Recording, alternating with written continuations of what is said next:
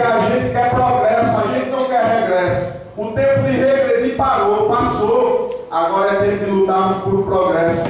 Quero, como acredito que foi Carlos Vera que fez o pedido, que o município, o Poder Executivo Municipal, coloque ônibus. Porque, Genilda, nós queremos ir a Recife, nós queremos ir mostrar a nossa força, nós queremos mostrar o estado de Pernambuco, que Orocó está firme nessa luta contra esse despropósito, contra essa medida golpista, contra a PEC 287, contra o novo ensino médio, que, como foi muito bem colocado, não prega o ensino técnico, prega que o filho do pobre vai para o mercado de trabalho e só o filho do rico vai prestar vestibular, vai tentar uma formação maior, uma formação superior. Somos contra também. Somos contra a PEC da terceirização e queremos e pedimos a ajuda do Poder Executivo que disponibilize esses ônibus, porque queremos sim mostrar a garra e a força do povo orocoense